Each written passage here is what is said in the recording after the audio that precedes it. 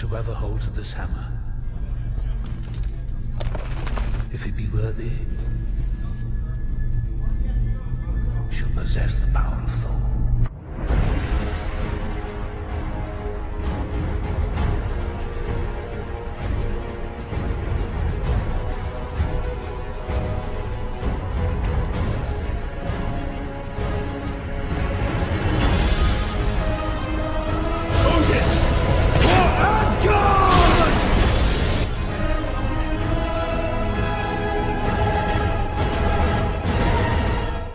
Thor's hammer is probably the most badass weapon ever created in fiction.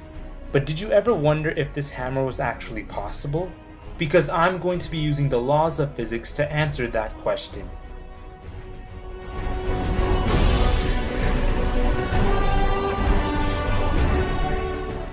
Thor's hammer is made from a neutron star like the one in this photo. And neutron stars have a mass of about 1.3 to 2 solar masses. And one solar mass is equivalent to the mass of the Sun. If you multiply the mass of the Sun by 1.3, the mass of the hammer is pretty heavy. The mass of the hammer is at least 2.6 times 10 to the 30 kilograms. This is what would happen if Thor were to ever drop his hammer because it's so heavy. Because the hammer is so small compared to its mass, the hammer is very dense. If Thor were to ever drop his hammer, it would sink into the ground until it hits the Earth's core. Thor throwing his hammer would be a very dangerous move.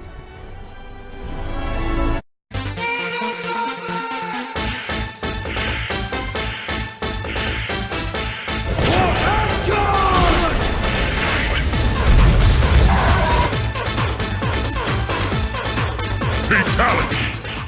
The interesting part is that Thor's hammer would not even need to touch you to completely destroy you.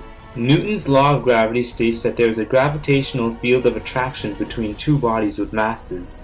Since the hammer is so large, it would create a large gravitational field of attraction that would attract objects, including you, from very far away.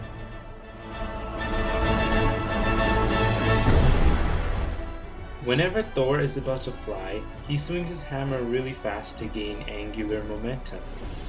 He then lets go of the hammer, allowing the hammer to fly out of his hand, but he instantly grabs it so that he can fly with his hammer. The mass of m1, which is Thor's mass, is multiplied by his velocity v1, plus the mass of the hammer m2, which is multiplied by the hammer's velocity, which is v2. The final velocity of both masses are equal because they are attached to each other, and Thor's initial velocity is 0. Thor's strength and the large mass of the hammer allows this to be possible. Thor's hammer is much heavier than he is, so he would move much faster. When Thor grabs back onto the hammer, momentum is conserved, allowing him to fly.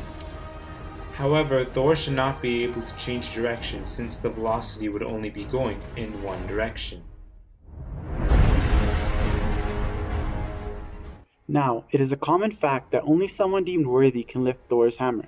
The only person that we know of who can lift it is Thor himself. There have been countless theories surrounding this myth, but it seems that science has finally been able to find an answer. If we ignore the near impossible mass of Thor's hammer, quantum physics may offer us a closer look into this magical tale through quantum locking or levitation. This is the ability to lock an object in place through the use of superconductors. This technology utilizes the McMaser effect, which deflects a magnetic field it is placed in. Now, Earth has a magnetic field that is naturally changing thanks to its core. It is possible that the Asgardians figured out a way to utilize this field to lock the hammer in place without the extreme cold needed in the future. It only unlocks when Thor commands it to, so this magical mystery may not be so magical at all. But Thor has a much simpler theory. I have a simpler one. You're all not worthy.